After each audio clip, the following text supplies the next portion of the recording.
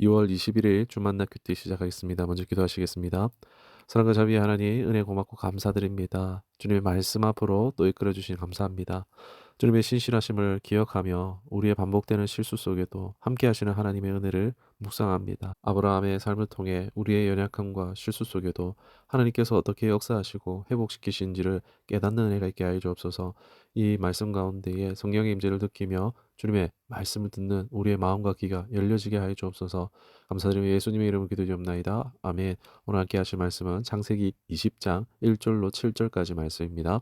아브라함이 거기서 네게부 땅으로 옮겨가 가데스와 술 사이 그랄에 거주하며 그의 아내 사라를 자기 누이라 하였으므로 그랄 왕 아비멜렉이 사람을 보내어 사라를 데려갔더니 그 밤에 하나님이 아비멜렉에게 헌명하시고 그에게 이르시되 내가 데려간 이 여인으로 말미암아 내가 죽으리니 그는 남편이 있는 여자임이라. 아비멜렉이 그 여인을 가까이 하지 아니하였으므로 그가 대답하되 주여 주께서 의로운 백성도 멸하시나이까. 그가 나에게 이는 내 누이라고 하지 아니하였나이까. 그 여인도 그는 내 오랍이라 하였사오니 나는 온전한 마음과 깨끗한 손으로 이렇게 하였나이다. 하나님이 꿈에 또 그에게 이르시되 내가 온전한 마음으로 이렇게 한 줄을 나도 알았으므로 너를 막아 내게 범죄하지 아니하게 하였나니 여인에게 가까이 하지 못하게 함이 이 때문이니라. 이제 그 사람의 아내를 돌려보내라. 그는 선지자라.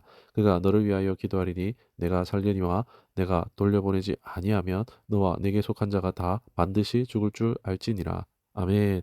오늘 말씀 제목은 반복되는 실수 속에도 신실하신 하나님이란 제목으로 말씀 나누도록 하겠습니다. 오늘 본문은 소돔과 고모라의 멸망 이후에 아브라함이 약 20년 동안 정착해 있던 지역을 떠나서 그랄 땅으로 이주한 직후 발생한 사건을 다루고 있습니다.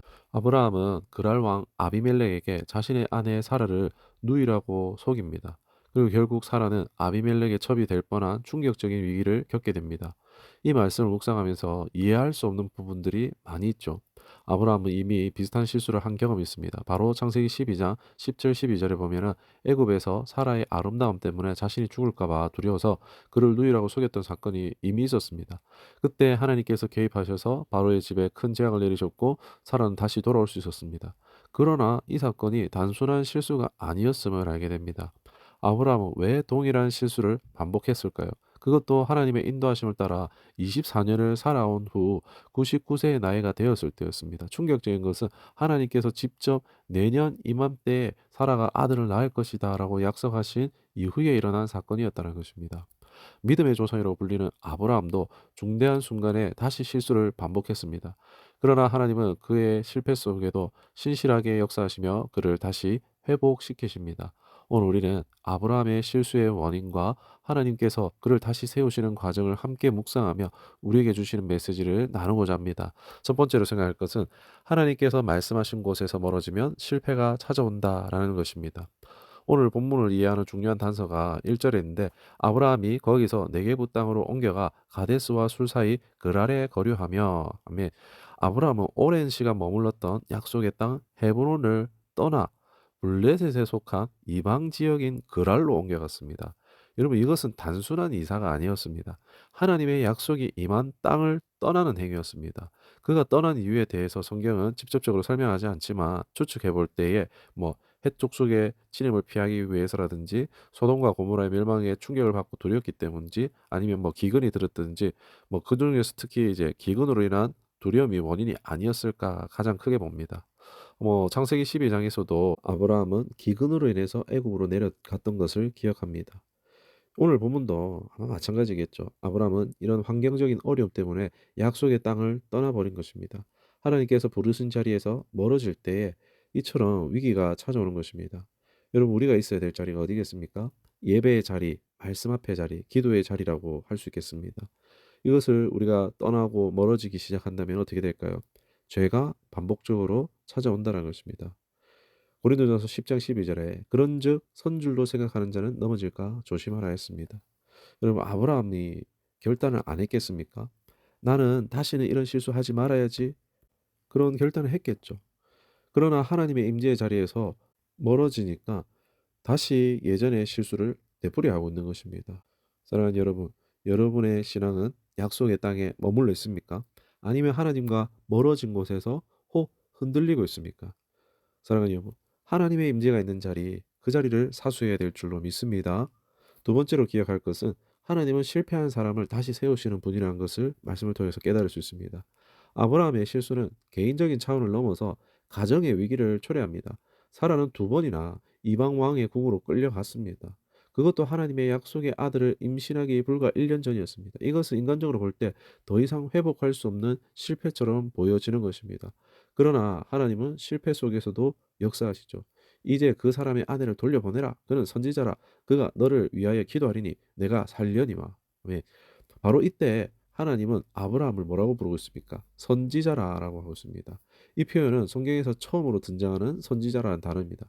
놀랍게도 하나님은 아브라함이 신실할 때가 아니라 가장 실패했을 때에 그를 선지자로 부르고 있습니다. 이 얼마나 놀라운 은혜 아닙니까? 하나님은 우리의 실수에도 불구하고 하나님의 계획을 이루어 가십니다. 하나님은 준비된 사람을 부르시는 것이 아니라 부르신 사람을 준비시키시는 분인 거죠. 하나님은 오늘도 우리의 가능성 때문이 아니라 우리의 믿음의 순종을 보고 계십니다. 여러분의 삶에도 창세기 20장과 같은 순간이 있습니까? 과거의 실수를 반복하며 회복이 불가능하다고 느껴진 순간이 있습니까?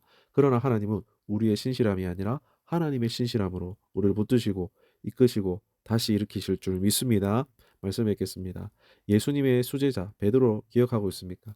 그는 예수님을 3번이나 부인했고 고향으로 돌아갔습니다. 고기를 잡으며 깊은 낙심 가운데 살아가고 있었습니다. 그러나 예수님은 요한복음 21장에 어떻게 하십니까? 베드로를 찾아가세요.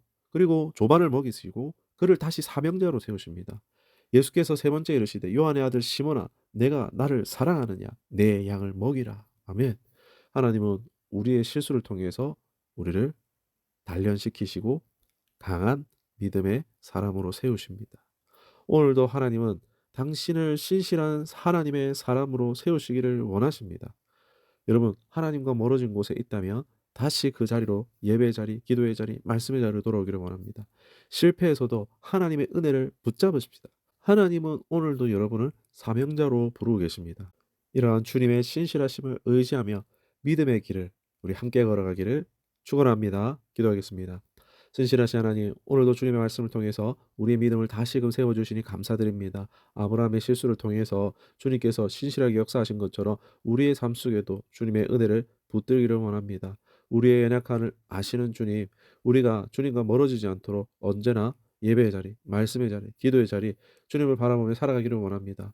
우리의 실수를 통해서 우리를 단련하시고 더욱 강한 믿음의 사람으로 세우시는 주님의 은혜에 감사드립니다. 이제 주님의 신실하심 의지하며 믿음의 길을 걸어가기를 소망합니다. 감사드리며 예수님의 이름으로 기도드리옵나이다. 아멘.